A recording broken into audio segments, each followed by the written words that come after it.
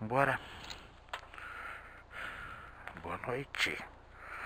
Um dos poucos vídeos noturnos daqui do canal. Mas normalmente os noturnos são por uma boa causa. Normalmente são após me encontrar com os meus irmãos, pra gente bater nos papos. Hoje fomos um pouco atrapalhados por um imprevisto do Mauro lá no trabalho dele. Eu cheguei super cedo aqui, cheguei 5 e pouco da tarde, mas ele se atrasou lá no trabalho, chegou depois das 8 da noite aqui. Então sobrou pouco tempo para as nossas palhaçadas. E assim, a experiência foi boa de ter vindo para casa do Márcio hoje, porque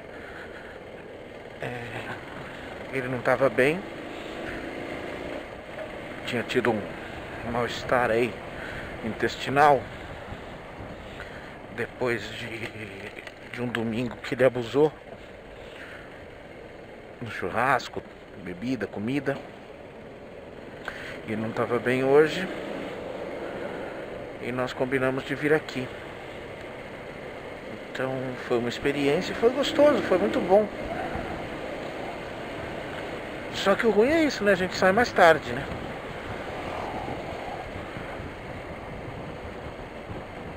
A gente sai mais tarde porque tá mais à vontade e não tá pagando nada por ficar, né? Diferente de um barzinho, né? Sempre foi em barzinho, a gente sempre se encontra em algum lugar diferente, num boteco. E como o Márcio é o único solteiro dos 3 irmãos, né? A gente aqui fica muito mais à vontade. Aí rola comida, rola uma cervejinha, rola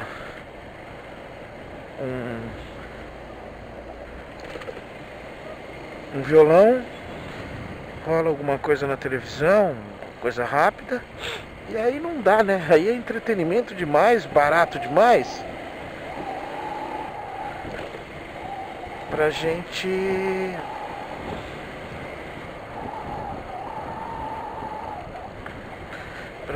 ir embora logo, né? E como vai demorar aí, meu irmão vai viajar na semana que vem, vai ficar uma semana, mais de uma semana longe, a gente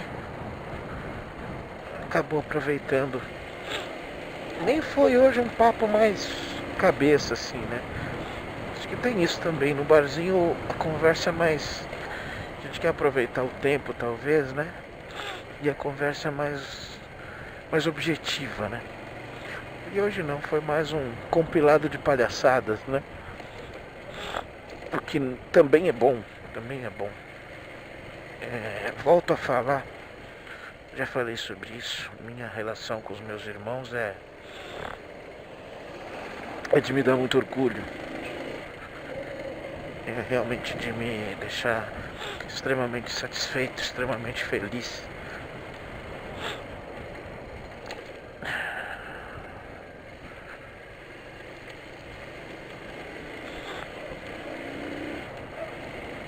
E, enfim, sobre os papos de hoje, talvez agora eu possa usar um pouquinho para falar sobre o tal do conceito do design inteligente, né? Quando a gente deu uma explanada bacana, conversada bacana sobre o conceito de fé, né? Sobre definição, né? Definição básica sobre fé.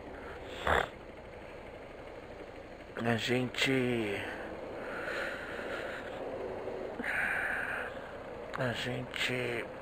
já colocou. Deixa eu uma pausa. Esse posto de gasolina aqui, ó, durante muito tempo foi o posto de gasolina que eu coloquei gasolina no meu carro ou na minha moto. Eu morei aqui durante 10 anos. Aqui nesse 9 anos, onde eu estava agora com meu irmão. Isso aqui foi meu caminho. durante muito tempo para ir para casa da minha namorada e a mãe do meu filhinho hoje.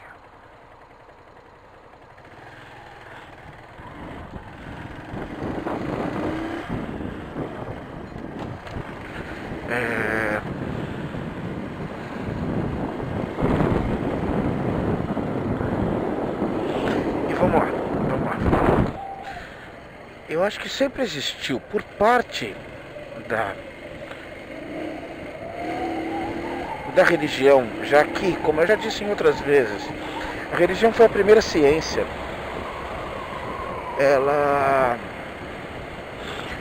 Ela chegou primeiro explicando as coisas que ninguém tinha explicações.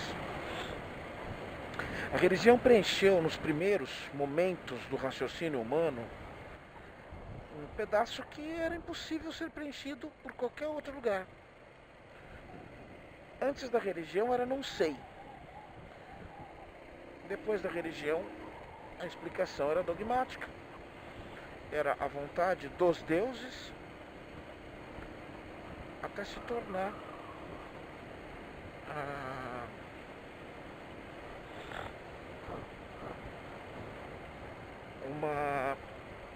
um instrumento da busca, mas não o fim da busca.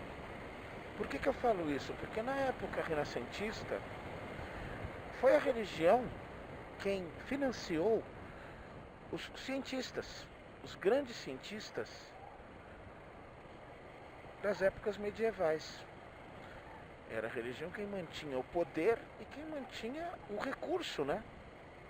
Quem detinha o recurso, fora dos senhores feudais em si, que também tinham que caminhar junto com a religião para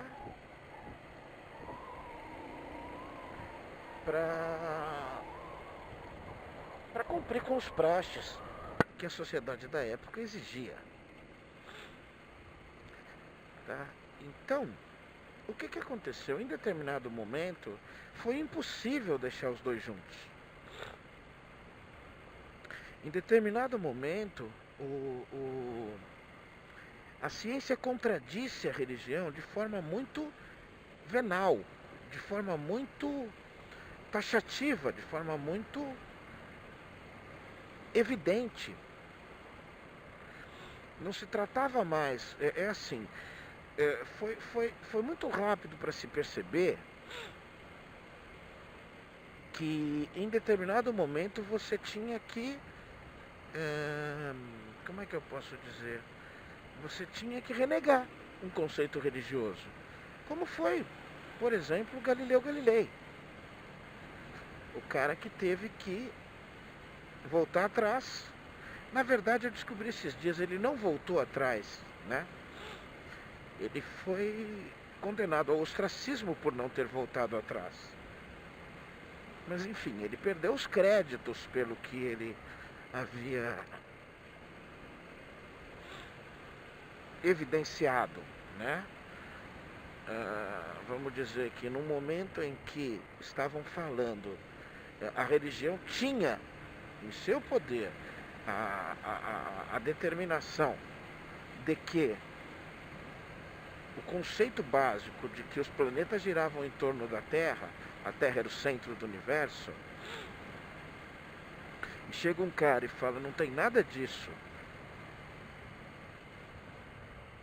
A Terra é um dos planetas de um sistema solar e que tem outros, muitos interdependentes. Não, independentes uns dos outros. No fundo, interdependentes também. Era uma questão de quebra de paradigma muito forte. Então, no decorrer do tempo, essas descobertas, essas comprovações científicas começaram a bater muito mais de frente com o que anteriormente só a religião poderia, através até dos seus próprios financiamentos, poderia explicar. Então, os conceitos científicos ainda, antes disso, eram emoldurados, né? Eram adaptados aos conceitos religiosos. Mas teve um momento que não deu mais para segurar isso. E aí, essa evolução do pensamento, da ciência, essa evolução do conhecimento registrado e comprovado, ela chegou a um ponto, muito rapidamente, de efetivamente renegar. E a igreja não estava preocupada em. Não tinha que, nesse momento, se reinventar. Religiões são muito engessadas. Elas se reinventam, mas elas demoram. E esse molde, ele vai apenas mudar de dogma. Talvez ele coloque um dogma um pouquinho mais fraco, mas ele vai substituir um dogma por outro normalmente, mesmo que ele aceite um termo científico, como é o kardecismo, por exemplo. O kardecismo chega a tentar explicar o conceito básico de algumas coisas científicas, mas vamos para o ponto básico. A página que passou a mostrar isso de uma forma extremamente... aí a guerra se declarou, foi quando um cara chamado Darwin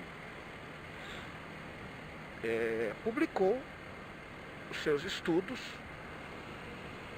publicou a comprovação dos seus estudos, e aí esse estudo especificamente, esse era o cara que evidenciava a falácia religiosa.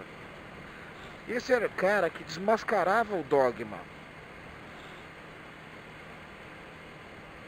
Porque a audácia da religião, e aí eu tenho que colocar nesse termo mesmo, ela teve a manha de achar que ela podia realmente se entender como ciência. E aí já existiam preceitos pseudocientíficos trabalhados pela ciência que estavam buscando comprovar que o mundo, a origem do mundo era a origem bíblica, a origem do planeta, do homem, da criação, de toda a natureza, seguia especificamente o preceito bíblico. A gente que não sabia explicar ainda. Então a religião também estava caminhando para isso, para buscar um termo que pudesse encaixar no anseio científico humano. Só que não conseguia, porque o disparate era muito grande. Um estava falando de milhões de anos, porque inicialmente começou a se falar em milhões de anos, porque depois descobriu-se que já estamos falando de bilhões. Não é tão fácil assim. E aí, a religião ficou carente de alguma coisa para poder confrontar esse conceito científico. E aí apareceu um cara, eu não sei especificamente quem foi, o gênio, porque isso é extremamente inteligente, a jogada é extremamente inteligente. Não fosse ela o fruto de uma fábula inventiva, de uma imaginação fértil, haveria que se parabenizar muito a pessoa que, poxa vida, como é que você chegou nisso? Porque o que é que acontece, gente? Ciência é fato comprovado. Ciência é um monte de cálculo e é um monte de demonstração. Uma teoria não. Uma teoria é alguma coisa que alguém chega a uma conclusão também através de estudos, sejam eles quais forem, mas ela precisa ser comprovada. Ela precisa, no mínimo, ser confrontada com alguma verdade. E aí o design inteligente, a teoria, o processo, o termo, veio se encaixar com uma necessidade extremamente importante do criacionismo. O design inteligente é um cara que ele tenta, que ele até acha que realmente ele comprovou tudo.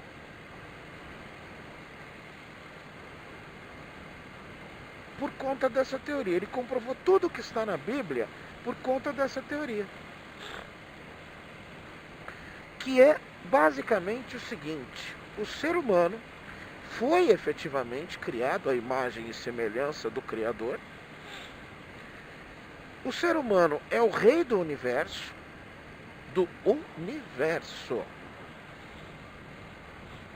O ser humano é o ponto alto da evolução animal. Porque como é que você pode falar ao contrário de alguma coisa que foi criada à imagem e semelhança de Deus? Se você puser imperfeições nisso, você está renegando a perfeição de Deus. Isso é muito perigoso. Isso é muito perigoso. Daí a carência que a igreja sempre teve, que as igrejas, que os dogmáticos, que os criacionistas sempre tiveram, de alguma coisa parecida com ciência, que possa chegar e falar: é isso, gente. Vocês cientistas é que não entenderam nada.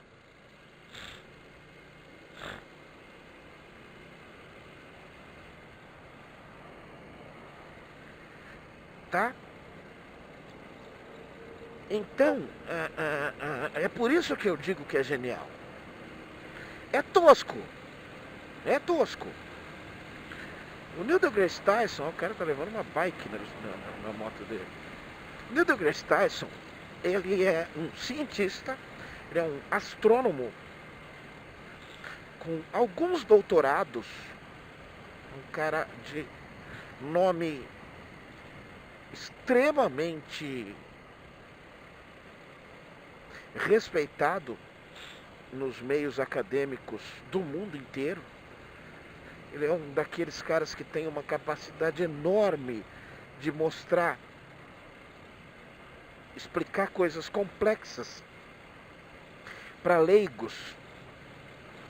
Ele tem uma resposta dada numa das palestras que ele dá, que eles abrem em determinado momento para perguntas, né, para questionamentos da plateia. E aí ele é questionado sobre o que ele acha do conceito de design inteligente. E ele, assim, ele destrincha, né? E ele destrincha de uma forma até muito bem humorada.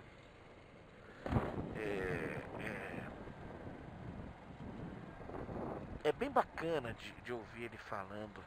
É uma pena eu aqui tentar passar o que ele falou da forma como ele falou.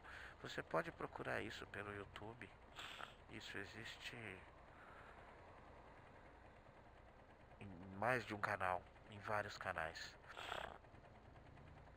E a resposta dele é bem tranquila e muito bem humorada, muito bem bolada. Entender e aceitar uma teoria como a do design inteligente é entender que o ser humano é a perfeição, é o auge da evolução animal. E vamos deixar muito claro que se você destrinchar cada ponto, cada habilidade física de um ser humano, você vai deixar muito a desejar em comparação a vários animais em vários aspectos. Mas ele não quer trabalhar isso. Ele simplesmente parte para ridicularização explícita. Me desculpa, se é design, ele fala dessa forma. Se estamos falando de design inteligente para chegar à perfeição, alguém errou. Alguém errou. Aí ele fala coisas do tipo: gente, a área de lazer está no esgoto. Gente, somos acometidos por doenças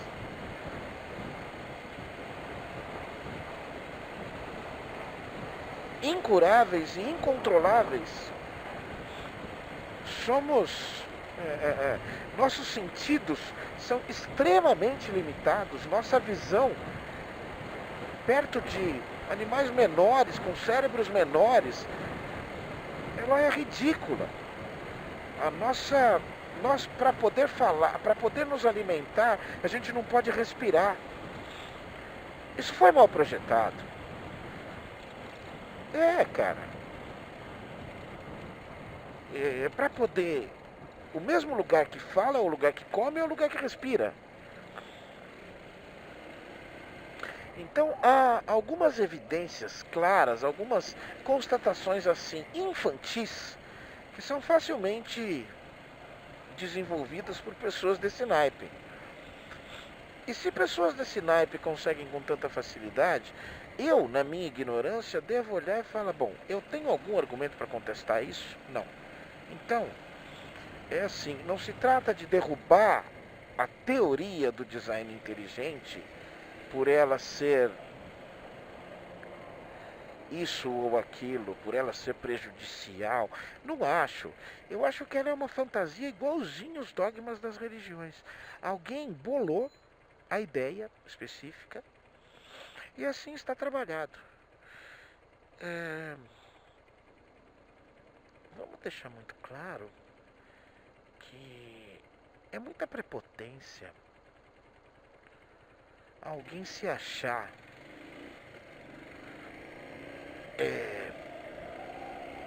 vamos dizer, não a si mesmo, mas a sua espécie, o auge da evolução animal, da evolução de um planeta específico, que no caso seria o universo todo, né? Isso só pode acontecer se alguém quiser estar comprovando uma outra coisa.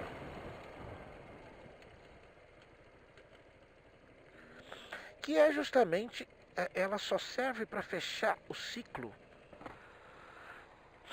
das teorias dogmáticas criacionistas.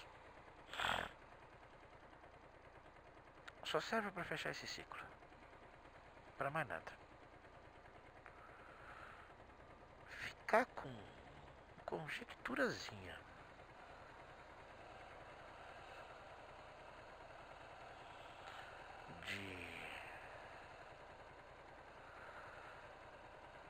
de que não for assim o mundo não é justo, não for assim o universo caminha de forma diferente, não for assim, como muito bem diz Neil deGrasse Tyson, o universo não tem a menor obrigação de caminhar assim ou assado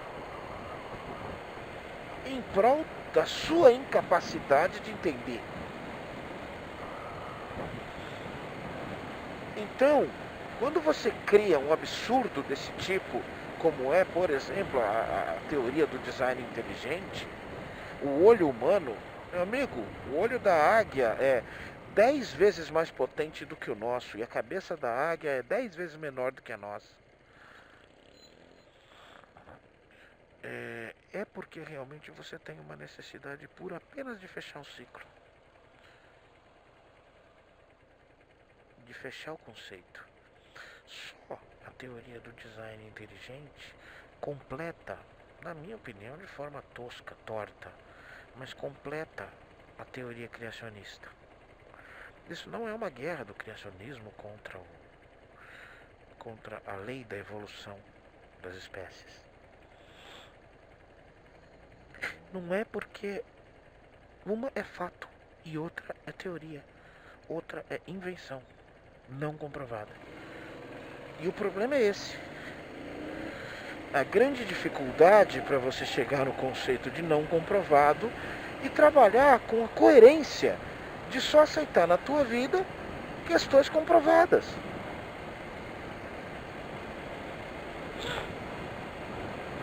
Não há nenhum mal nisso. Não é mesmo, não há nenhum problema na gente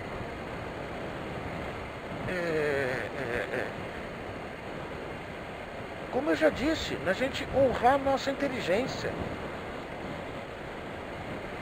a gente trabalhar em prol dela, e tá tudo bem. A minha consideração à existência de uma inteligência superior criadora, ela tem que parar só aí.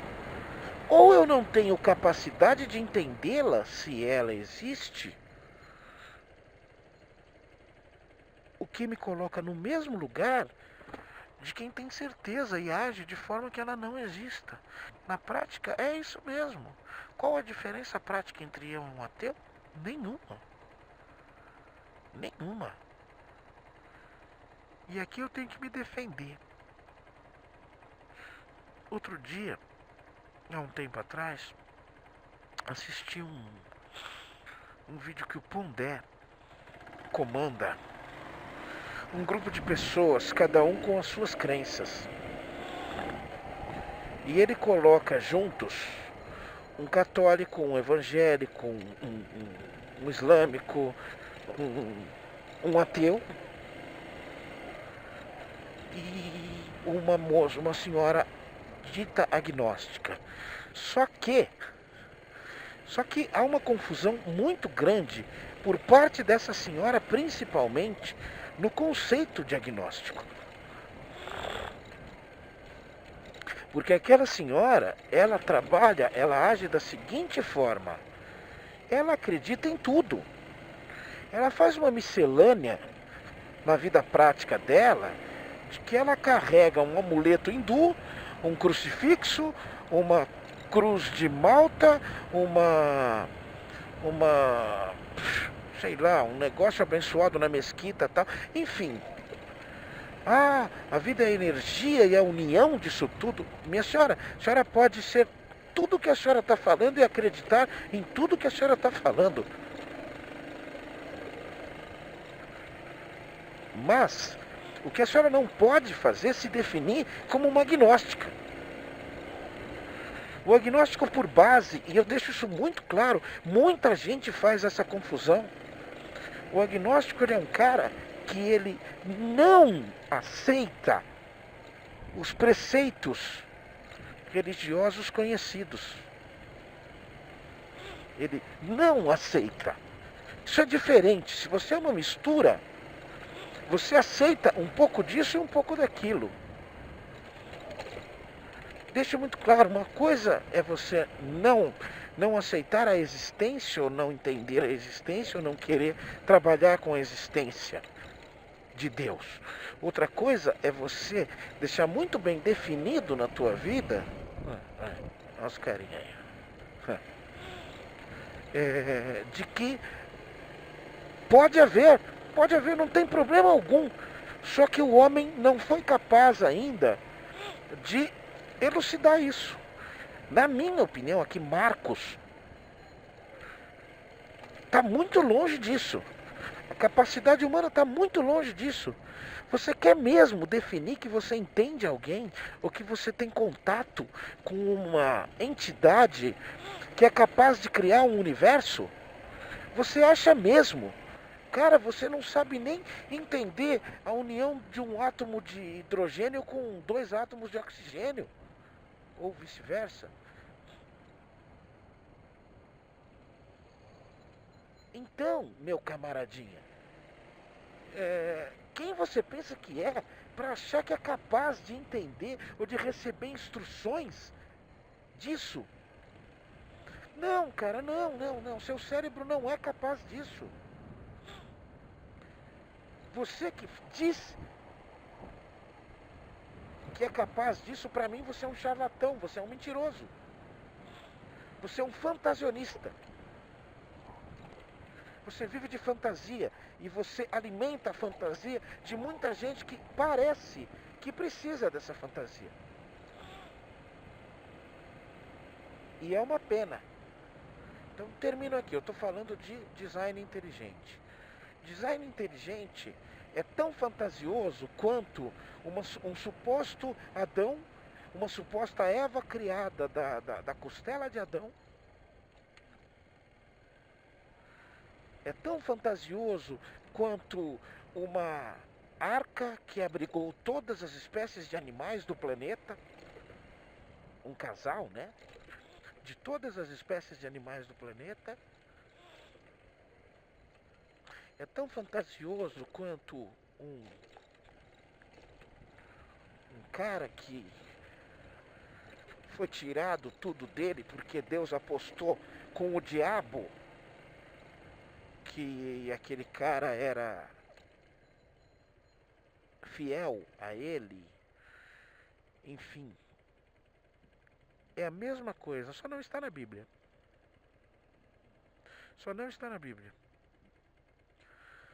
Só dá para existir design inteligente na cabeça de quem precisa do término para esse livro. É um pseudocientista. Sabe aquela coisa engraçada isso? Esses dias estava assistindo mais um capítulo da Atheist Experience e o cara falando sobre isso. Não se pode, Deus ou Jesus ou qualquer entidade, ela pode ter sido baseada em alguém real, mas existe o paradoxo de Kramer, né? Kramer é um personagem do seriado famosíssimo nos Estados Unidos chamado Seinfeld, muito bom por sinal. Só que o Kramer do seriado é baseado num Kramer real. Só que eles não são a mesma pessoa. O personagem fez coisas absurdas, terríveis. E o original era um cara que inspirou aquilo, era um meio doidinho, tal e só. Então, o paradoxo é bem bacana, né? A comparação é bem interessante, né? Há um momento em que você tem que entender que você pode estar falando do Kramer personagem e acreditando a ele maluquices da vida real. Tome cuidado, tome cuidado. Na boa, você pode se ofender, mas você pode, se você quiser, você pode entender que não é tão grave assim, não é tão pecado assim. Colocar as coisas à prova, tá? Não é tão ruim assim você fazer isso. Gente, boa noite. Até amanhã.